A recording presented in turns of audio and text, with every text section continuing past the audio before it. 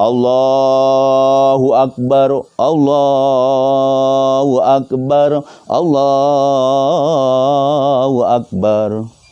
La ilaha illallah, wallahu akbar. Allahu Akbar walillahil hamd. Disitulah Ibrahim mulai pisau yang tajam tadi ke leher Ismail, walaupun dalam keadaan sedih. Wahai jamaah Katolik, Nabi Ibrahim ketika pisau itu untuk di lehernya, di leher Nabi Ibrahim, Nabi Ismail, Nabi Ibrahim dengan tidak teganya, tiba-tiba ketika Nabi Ibrahim pengen menyembelih, datanglah malaikat Jibril bawa kibas dari atas. Luar biasa. Kata Jibril, wahai Ibrahim, cukup, karena engkau sudah merintahkan perintah Allah. Sekarang ku ganti. Kau jangan korbankan, kau jangan sembelih anakmu Ismail, tapi yang disembelih adalah kibas kambing besar. Disitulah sejarah historis kenapa Nabi Ibrahim tadi diperintahkan untuk menyembelih kurban anaknya. Ternyata digantilah karena keikhlasan Nabi Ibrahim siap menerima perintah Allah. Akhirnya Nabi Ibrahim diganti dengan kibas. Masya Allah. Jangan lupa subscribe, like, share, and comment di channel Ustadz Jakatorik 165. Jangan lupa aktifkan notifikasi loncengnya. Subscribe nggak bayar, gratis. Ayo para Iwan dan Ahwat, terus maju terus dengan Jakatorik 165. Sallallahu ala Muhammad, sallallahu alaihi wasallam, sallallahu ala Muhammad, sallallahu alaihi wasallam, sallallahu ala Muhammad,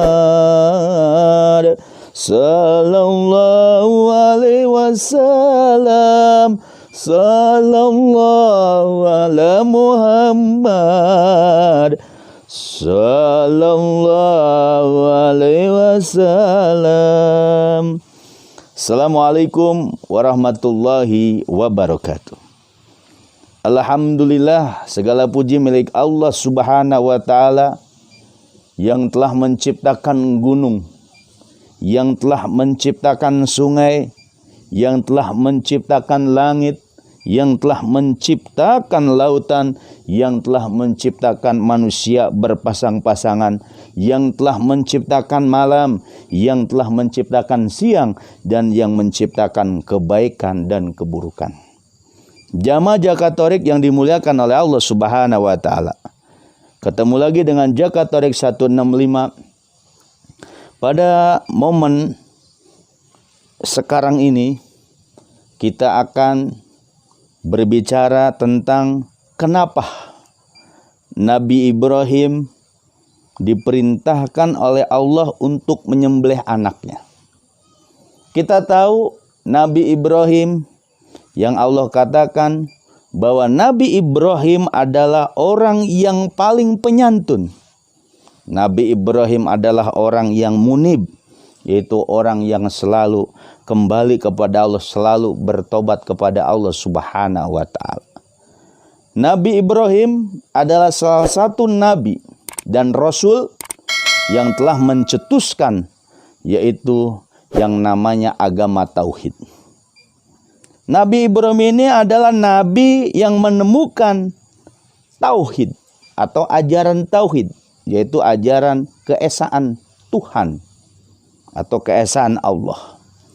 Kenapa Nabi Ibrahim itu dikatakan nabi dan rasul yang menemukan ajaran tauhid? Sebagaimana dicantumkan di dalam Al-Qur'anul Karim, yang kisahnya begini. Nabi Ibrahim pernah mencari Tuhan. Nabi Ibrahim pernah dengan kecerdasan EQ-nya, itu mencari Tuhan, yang dicari adalah bintang-bintang. Ketika melihat bintang di malam hari, kemudian Nabi Ibrahim mengatakan, "Ini Tuhanku." Tapi setelah datang siang, ternyata bintang itu tenggelam. Kemudian Nabi Ibrahim menunggu lagi bulan. Ngelihat bulan bahwa ini adalah Tuhanku. Ternyata ketika siang datang, bulan pun hilang. Melihat lagi matahari, matahari ini adalah Tuhanku, sesembahanku. Tapi ketika sore datang, matahari terbenam, hilanglah. Maka Nabi Ibrahim gak suka Tuhan yang tenggelam. Akhirnya Nabi Ibrahim di situ berkesimpulan bahwa Tuhanku adalah yang menciptakan langit dan bumi. Dan disitulah Nabi Ibrahim disebut Nabi dan Rasul yang menemukan ajaran tauhid. Yang kedua, Nabi Ibrahim adalah Nabi dan Rasul yang menghancurkan berhala.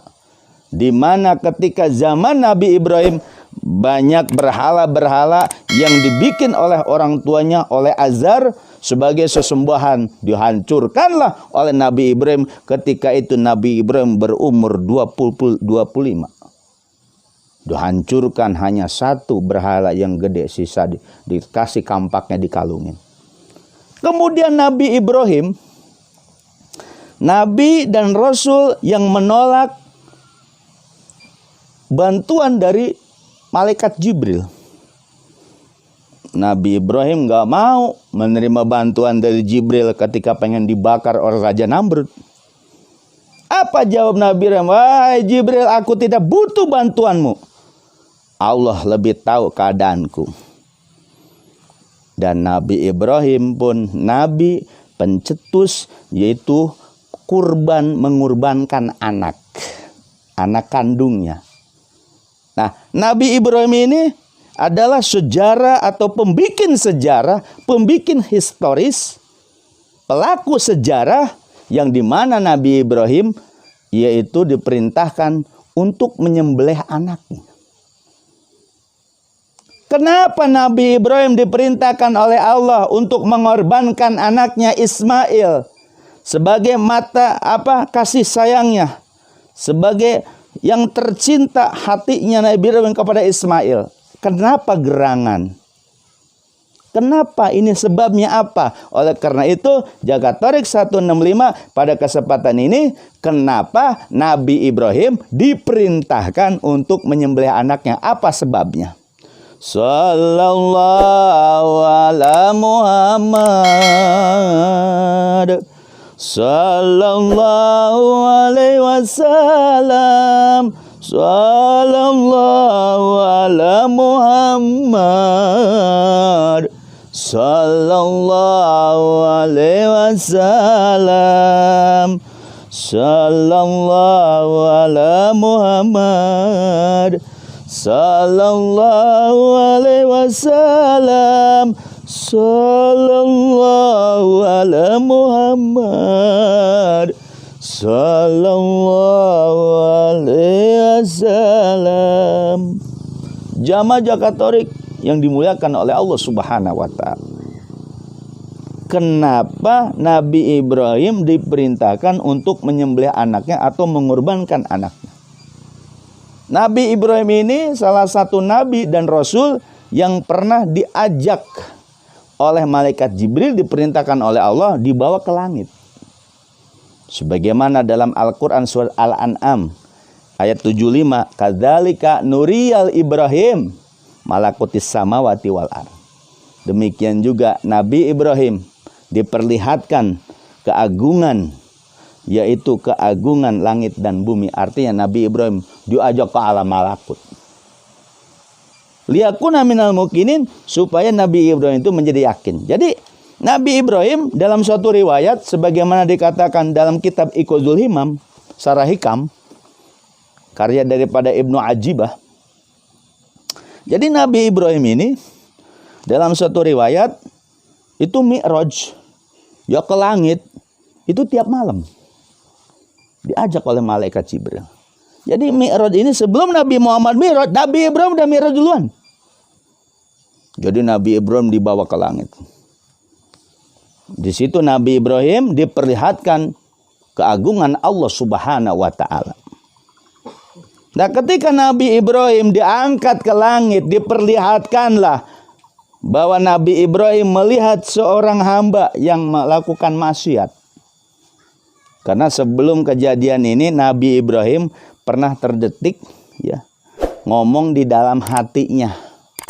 Ada zat nafsuhu dalam hatinya itu bahwa dia itu makhluk yang paling penyantun, makhluk yang paling penyayang. Diujilah oleh Allah, akhirnya Nabi Ibrahim itu dalam suatu riwayat diajak ke langit tiap malam, Mi'raj. Nah, setelah diajak ke langit Nabi Ibrahim itu mukasafah. Kelihatan makhluk yang bermaksiat. Ada yang lagi zina, ada yang lagi judi, ada yang lagi mencuri. Pokoknya dia melakukan maksiat. Ketika Nabi Ibrahim di atas langit ya, mukasafah ngelihat hambanya begitu. Akhirnya Nabi Ibrahim berdoa. Ngelihat ada orang dari atas langit kelihatan bahwa orang itu lagi berzina, maka Nabi Ibrahim kagak kuat, kagak nahan, ngelihatnya gedeg kalau bahasa Betawi. Ya Allah, itu orang zina. Oleh karena itu ya Allah hancurkan. Matiin aja ya Allah, mati. Didoain sama Nabi Ibrahim. Ada orang lagi maksiat, lagi judi. Begitupun Nabi Ibrahim mendoain supaya dihancurin, hancur. Sampai yang ketiga kali sama Allah di stop. Tar dulu wahai Ibrahim. Katanya kamu termasuk penyantun, kamu termasuk maha pengasih, maha penyayang. Kenapa engkau kepada hambaku enggak seperti itu? Jawab Nabi Ibrahim, karena dia enggak suka ngelihat orang yang bermaksiat. Kata Allah Subhanahu wa taala, ya Ibrahim cukup kamu berdoa, jangan kau hancurkan hambaku. Karena kata Allah, kemungkinan hambaku itu aku akan memberikan tobat kepada mereka kalau mereka bertobat. Maka aku pun gak langsung menghancurkan atau mematikan ketika mereka berbuat maksiat. Ketika mereka melakukan kejahatan, kata Allah, aku pun tidak langsung mematikan, tapi aku akan memberikan kesempatan. Siapa tahu dari keturunannya tadi ada orang yang bertasbih kepadaku, ada yang mensucikan kepadaku dengan bertasbih. Kata Allah, alasan ketiga, kenapa aku tidak langsung menghancurkan orang yang bermaksiat? Kemungkinan saja dengan kehendakku nanti di akhirat bisa aku maafkan, bisa aku siksa atau aku kasih sanksi. Nah, itu alasan Allah kenapa Allah Subhanahu wa taala ketika hambanya, ketika makhluknya yang diciptakannya melakukan maksiat tidak langsung dimatikan, dihancurkan atau dibinasakan. Akhirnya Nabi Ibrahim itu turunlah dari langit. Setelah turun di langit di dunia, Nabi Ibrahim bermimpi. Mimpi malam pertama nih. Mimpi malam pertama didatangi oleh Allah. Wahai Ibrahim, gugurkan dosamu dengan darah kurban. Artinya Nabi Ibrahim diperintahkan untuk berkurban. Kata Nabi Ibrahim, ya Allah, bagaimana aku menggugurkan dosaku? Yaitu dengan motong kurban, dengan darah kurban. Maka perintah tersebut, akhirnya Nabi Ibrahim diambillah unta yang bagus, unta yang gemuk, dipotong, disembelih. Karena ada perintah malam pertama itu. Akhirnya disembelih. Setelah disembelih, malam keduanya datang lagi dalam mimpi Allah. Bicara dialog dengan Nabi Ibrahim. Ya Ibrahim, dosamu belum gugur. Kamu harus berkorban lagi dengan darah kurban. Makanya Nabi Ibrahim berkorban lagi. Apa? Diambillah bakoroh, sapi.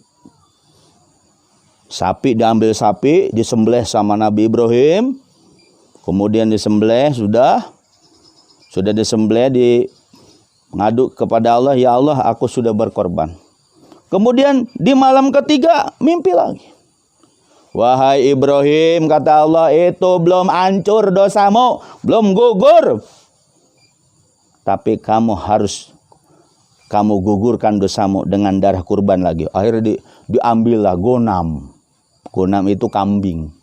Dipotong sama Nabi Ibrahim. Sudah dipotong, kemudian diserahkan, ya Allah, aku sudah berkorban apa yang diperintahkan. Kemudian di malam yang keempatnya, mimpi lagi, sama. Suruh berkorban lagi dengan darah kurban tadi. Akhirnya Nabi Ibrahim, karena ini perintah Allah, Nabi Ibrahim ngambil semua ternaknya. Ya an'am, ada bebek, ada entog, ada soang, ada ayam, apalah.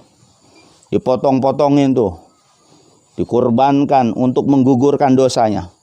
Mimpi lagi yang kelima, kata Allah, belum cukup. Dosamu belum gugur, wahai Ibrahim, kata Allah. Kata Ibrahim, lalu dengan apa ya Allah? Sedangkan semua unta, sapi, kambing, semua ternak-ternakku aku korbankan semua. Tidak ada yang sisa ya Allah. Itu Nabi Ibrahim ngadu kepada Allah.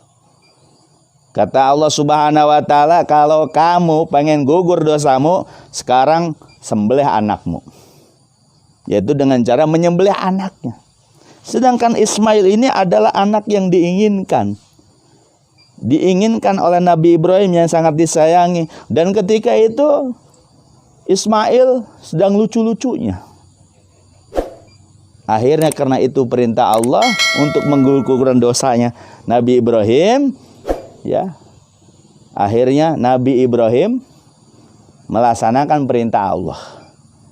Setelah Nabi Ibrahim melaksanakan perintah Allah, kemudian ada suara. Tidak ada jirimnya. Ya Ibrahim, kenapa aku memerintahkan kau menyembelih anakmu? Kau harus ingat di malam itu. Kau melihat orang-orang bermaksiat. Katanya kamu orang yang makhluk yang sangat pengasih kepada makhluk Allah. Tapi kenapa kau melihat orang yang bermaksiat langsung kau berdoa kepadaku supaya mereka dihancurkan, supaya mereka dimatikan saja. Inilah balasannya. Maka oleh karena itu supaya dosamu gugur, sembelih anakmu. Kata Nabi Ibrahim, siap ya Allah, aku akan laksanakan. Akhirnya Nabi Ibrahim nemuin anaknya Ismail. Wahai anakku, aku bermimpi semalam. Aku diperintahkan oleh Allah yang menciptakan alam semesta ini supaya aku menyembelih engkau, wahai anakku. Bagaimana pendapatmu? Langsung Ismail dengan jawab tegas, siap bapakku, siap abiku. Itu kalau memang perintah Allah, aku siap. Luar biasa. Anak yang umur 7 tahun tadi siap untuk mengorbankan diri disembelih. Tapi yang namanya bisikan setan banyak. Bisikin tuh ke Ismail begini-begini. Tapi Ismail tetap gigih. Karena ini perintah dari Allah yang diperintahkan kepada bapaknya, kepada Ibrahim. Maka Ismail pun siap.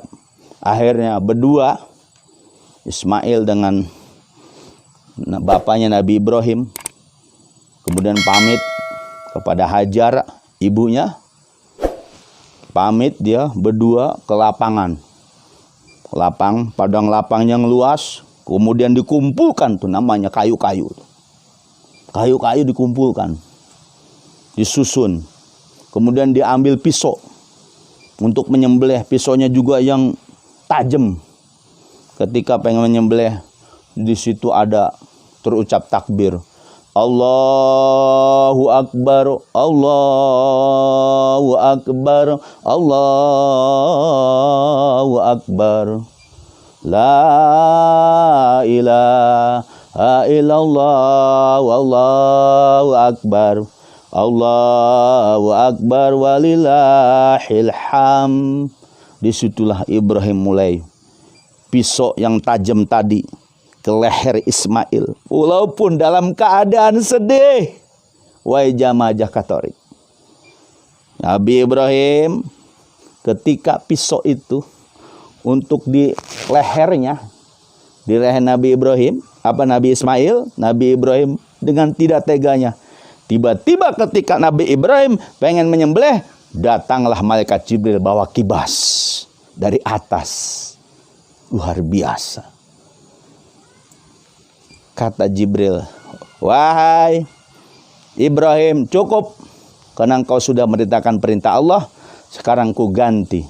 Kau jangan korbankan, kau jangan sembelih anakmu Ismail. Tapi yang disembelih adalah kibas, kambing besar. Disitulah sejarah historis. Kenapa Nabi Ibrahim tadi diperintahkan untuk menyembelih kurban anaknya. Ternyata digantilah karena keikhlasan Nabi Ibrahim siap nerima perintah Allah. Akhirnya Nabi Ibrahim diganti dengan kibas. Masya Allah. Sallallahu ala Muhammad. Sallallahu alaihi wasallam. Sallallahu ala Muhammad.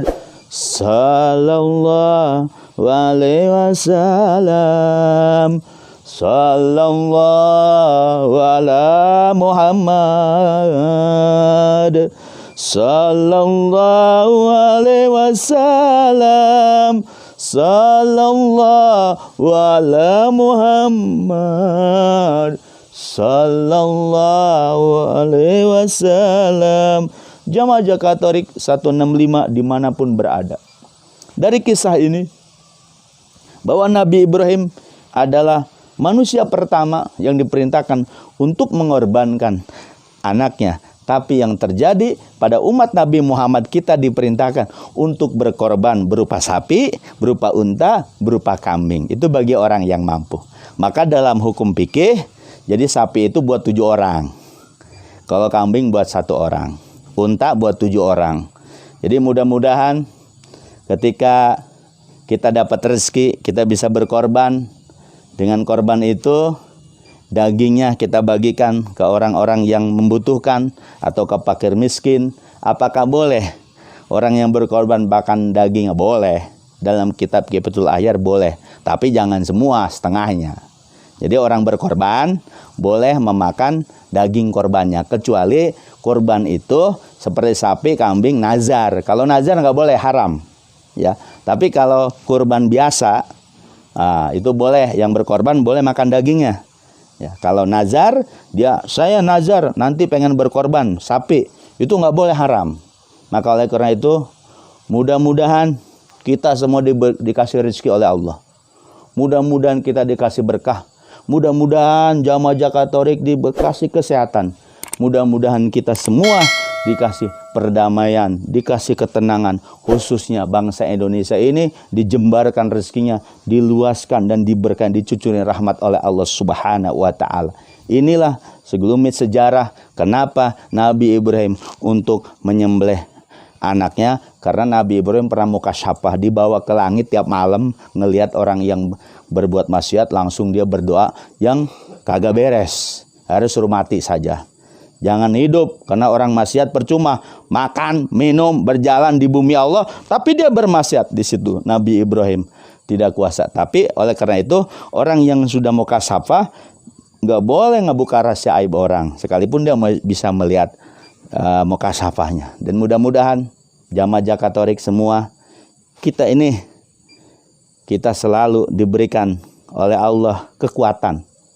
Kita nggak bisa daya dan kekuatan kecuali pertolongan Allah Subhanahu wa taala.